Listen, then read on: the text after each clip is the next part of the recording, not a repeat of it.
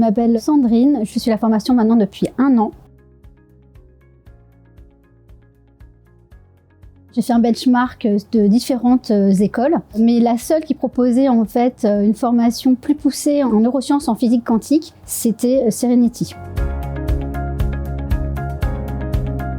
Alors beaucoup de choses, ça fait donc maintenant bientôt 1 an que je suis cette formation. J'ai pas eu les prises de conscience tout de suite. Alors oui, j'ai pratiqué les outils sur moi, des dizaines, voire des vingtaines de fois. Mais réellement, les personnes qui ont résonné avec moi, je vais pas les citer, mais c'est une coach en particulier, qui a appuyé sur un point qui était sur l'identité. Et donc, qui j'étais, ça a provoqué chez moi un changement, une grosse remise en question. J'ai pas encore la réponse aujourd'hui parce que je pense que c'est le cheminement d'une vie. Mais aujourd'hui, je sais ce que je veux faire et je sais comment je veux contribuer en fait dans ce monde en fait, de manière plus précise.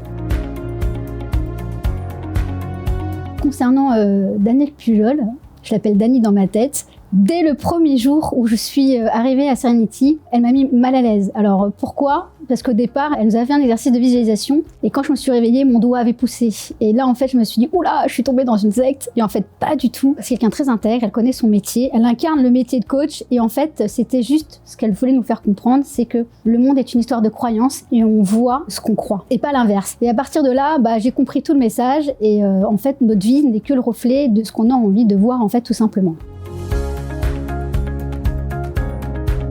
Le coaching, il est unique avec Danielle parce que franchement, je la trouve un peu barrée, hein, on va pas se mentir. Il y a des moments, je savais pas plus trop qui j'avais en face de moi. Donc ça peut être quelqu'un de très direct, très franche. En termes de confrontation, je pense qu'il y a pas mieux. Et après, en même temps, il y a des moments où c'est beaucoup plus cool, où ça va être vraiment plus tranquille et donc du coup, ça met à l'aise. Alors il y a des moments où il faut être sérieux, il faut apprendre. Puis il y a d'autres moments où il faut se détendre. Et je trouve qu'elle incarne très bien cette dualité du sérieux, mais à un moment donné, il faut lâcher prise aussi et puis faut être qui on est et tout va bien, quoi. Comme elle dit souvent, tout est ok, quoi.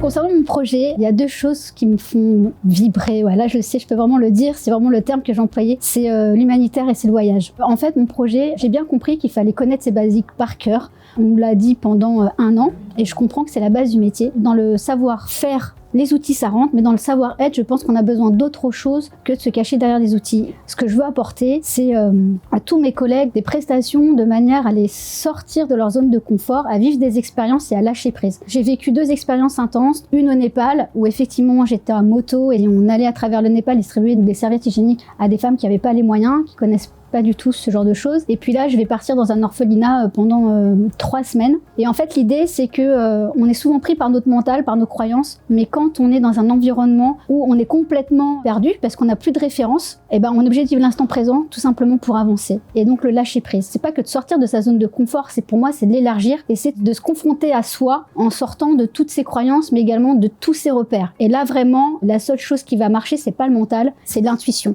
Et j'ai compris que c'est ce qui me manquait à moi. Et c'est comme ça que j'essaye de trouver mon intuition et c'est comme ça que je voudrais le permettre à mes collègues coachs en fait.